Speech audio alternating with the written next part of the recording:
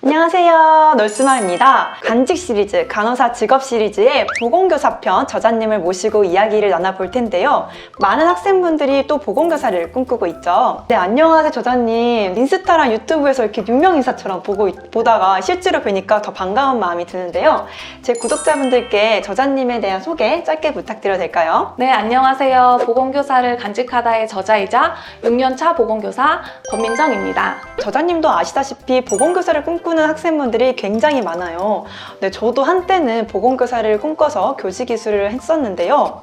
이렇게 현직에서 근무하시는 선생님을 만나 뵙다 보니까 더 반가운 마음도 듭니다. 아마 많은 학생분들이 이번에 간직 시리즈 보건교사 편을 많이 기다리고 있을 것 같은데요. 혹시 보건교사를 되기 위해서는 어떻게 해야 되는지 이야기해 주실 수 있을까요? 보건교사가 되기 위해서는 꼭 간호학과에 입학해서 교직이수를 받아야 합니다. 다른 전공 같은 경우에는 대학원에 진학해서 교원 자격증을 취득하기도 하는데요. 보건교사가 되기 위한 교원 자격증은 오직 간호학과에 입학해서 학부생 때만 취득할 수 있습니다. 보통 성적으로 교직 인원이 선발되기 때문에 성적 관리를 잘하는 게 중요해요. 교직 이수를 받고 중등임용고시에 합격하면 보건교사로 발령받게 됩니다. 교직에 선발되는 것도 쉽지 않은데 교직 이수까지 진행하셨다고 하니까 정말 더 멋지신 것 같습니다. 그러면은 저자님은 보건교사라는 걸 꿈꿀 때 어떤 모습을 상상하면서 꿈꿨는지 궁금한데요. 교생 실습을 하면서 여러 아이들을 만났어요. 마주칠 때마다 너무 반갑게 인사를 하고 아파서 보건실에 찾아오는 아이들, 그리고 제가 교생이다 보니까 약간 어색하고 어설픈 제 수업에도 집중하면서 듣는 아이들의 모습이 너무 귀여웠는데요. 이런 아이들을 치료해주고 수업을 한다면 매일매일이 행복하고 활기차지 않을까 생각했어요. 그리고 학교에서 유일한 의료인이잖아요. 그러니까 나만 할 수 있는 일을 하는 게 참 뿌듯할 것 같다는 생각도 했고요. 그런데 보건교사라는 직업에 대해서 그래도 간호사보다는 편하지 않을까? 이런 생각도 했었던 것 같아요. 항상 바쁜 병원의 모습과는 달리 막연하게 학교는 다를 거야 이렇게 생각도 했던 것 같고요. 잘못된 생각이었죠. 아픈 아이들을 처치하고 수업만 하는 게 보건교사의 일이 아니거든요. 네, 듣기만 해도 어떤 모습을 상상했는데 하는 일이 굉장히 많은 것 같아요. 실제로 보건교사를 근무하면 어떤 일을 하게 되나요? 보건교사도 교사이다 보니까 수업을 하게 되는데요. 저 같은 경우에는 5학년 대상으로 17차시 교육을 하고 있어요.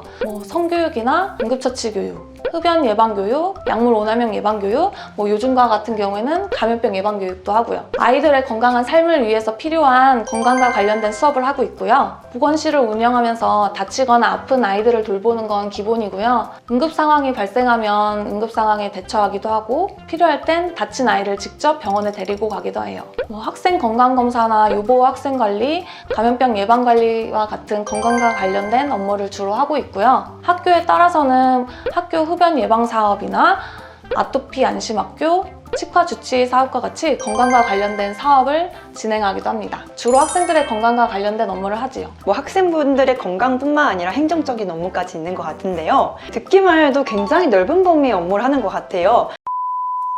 혹시 보건교사로 근무하면서 느꼈던 보람이 있다면 어떤 게 있었을까요? 일단 다른 사람에게 도움을 주고 제가 학교에서 꼭 필요한 존재라는 점에서 뿌듯함이 참 큰 것 같아요. 아픈 아이들을 돌보고 병원에 아이들을 데려가는 건 그냥 제가 해야 할 일을 할 뿐인데 고맙다는 말을 듣고 손편지를 적어서 고마움을 표시하는 아이들을 보면 참 뿌듯함이 커요. 그런 아이들을 보면서 오히려 제가 힐링이 되기도 하고요. 졸업한 아이들 중에서는 보고 싶었다면서 보건실을 찾아오는 아이들도 있고 보건 수업 재미있었어요 하면서 찾아오는 아이들을 보면 힘이 나기도 합니다. 어떻게 하면 선생님 같은 보건교사가 될 수 있어요? 라고 물어보는 아이들을 보면서 뿌듯하기도 하고요. 네, 듣기만 해도 아이들이 굉장히 귀엽고 또 활기찰 것 같은데요. 근데 보건교사를 약간 떠올리면은 보건실에 보건교사는 단 한 분이잖아요. 다른 교사분들과 커뮤니케이션 할 일이나 아니면 외롭지는 않으실까요? 보건실에 혼자 있으면 모든 일을 혼자 할 것 같지만 꼭 그렇지만은 않아요. 제가 주가 되어 담당 업무를 이끌어가는 건 맞지만 여러 선생님들과 대부분 협조를 구해서 하는 일들이 많거든요. 그래서 다른 선생님들에 비해 담임 선생님, 교장 선생님, 교감 선생님, 행정실장님, 부장 선생님들과 의논하고 이야기해야 할 것이 많아요. 여러 사람들과 부딪히며 일해야 한다는 점에서 어려움도 많고요. 반대로 또 학교에 혼자 있다 보니까 소속감도 덜하고 외로운 순간도 있는 것 같아요. 보건교사를 꿈꾸는 많은 분들이 이 부분을 걱정하는 것 같은데요. 학교에서 혼자 외롭지는 않을까? 담임 선생님들은 동학년 선생님들이 모여서 같은 학년 아이들을 지도하고 같은 고민을 나누기도 하는데 보건교사는 혼자이기 때문에 이런 이야기를 나눌 사람이 없어요. 학교에서 보건, 영양, 특수, 상담 이렇게 비교과 선생님을 묶어두기도 하지만 하는 일이 서로 다르기 때문에 서로 온전하게 이해할 수는 없거든요. 병원에서 일할 땐 힘든 일이 있으면 나 오늘 일해서 힘들었다 얘기하면서 풀기도 하지만 학교에서는 내 상황을 온전하게 이해할 수 있는 사람이 없기 때문에 그 점이 참 힘들었던 것 같아요. 그렇다고 학교에서 제가 외톨이로 지내는 건 아니에요. 내가 어떻게 하냐에 따라 달라지는 것 같아요. 저는 학교에서 제 나이 또래 선생님들이랑 정말 잘 지내고 있거든요. 직장 동료 이상의 존재로 고등학교 졸업해서 대학교 친구를 만나는 것처럼 새로운 친구를 사귀게 된 것 같아요. 학교에서 힘든 일이 있으면 서로 위로를 해주기도 하고 수업에 대한 고민을 부담 없이 나눌 수도 있고 보건교사로 혼자지만 외롭지 않고 즐거운 학교 생활을 하고 있어요. 너무 걱정하지 않으셔도 좋을 것 같아요. 아, 그렇군요. 좀 사실 저는 다른 교사분들과 친하게 지낼 수 있을까? 이런 걱정이 좀 들었는데 이제 상황에 따라서 동년배인 다른 교사분들과 또 잘 지낼 수 있는 것 같은데요. 그럼 혹시 이런 보건교사분들도 간호사잖아요.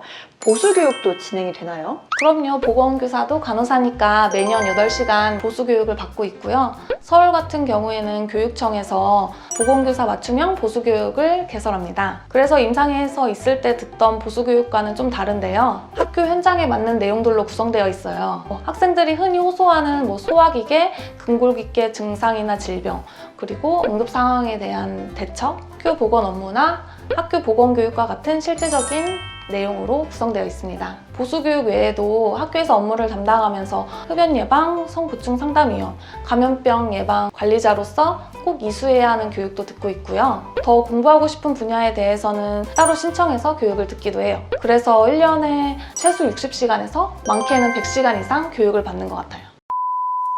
네, 듣기만 해도 굉장히 많은 공부가 필요할 것 같고 또 지속적으로 공부를 해야 되는 부분인 것 같은데요. 오늘 이렇게 저자님과 함께 보건교사에 대해 알아보았는데요. 아마 많은 분들이 좋은 정보를 얻어 가실 것 같습니다. 이 다음 영상에서는요, 여러분들이 궁금해하는 내용이죠. 보건교사의 근무 형태나 장점, 복지에 대해서 이야기를 나눠보도록 하겠습니다. 다음 시간에 만나요. 네, 안녕!